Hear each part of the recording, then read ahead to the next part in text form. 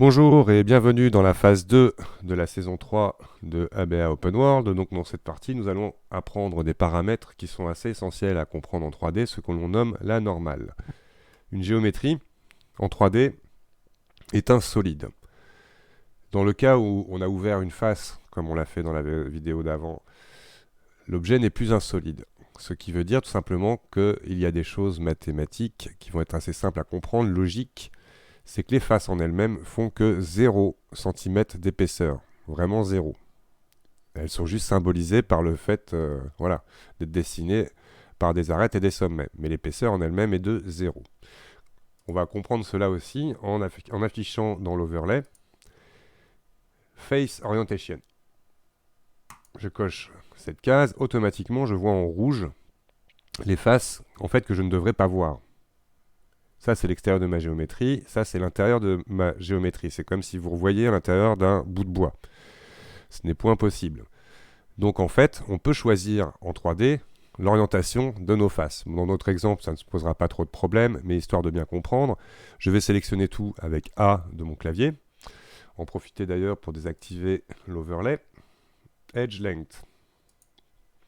Et dans Mesh, aller dans la partie normale, dont vous voyez le raccourci Alt-N, et tout simplement les basculer. Toc.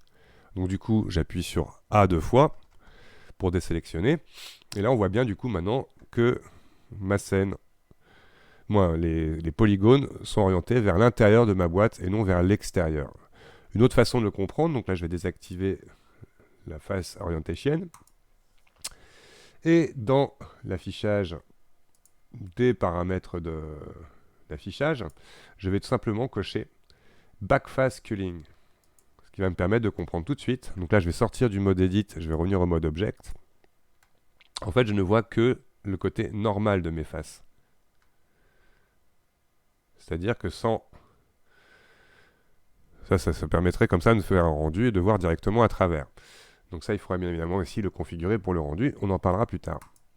Je vais renlever cette fonction. C'était juste pour vous expliquer l'orientation de vos faces dans une scène et donc de comprendre bien l'importance de choisir dans quel sens sont orientées vos faces.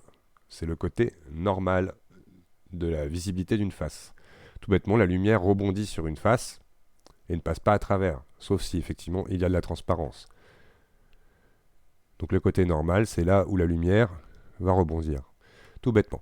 Donc voici cette petite vidéo rapide pour vous expliquer l'importance donc déjà de l'orientation de vos faces dans Blender et dans la 3D en général. Merci d'avoir regardé et à tout de suite pour la suite.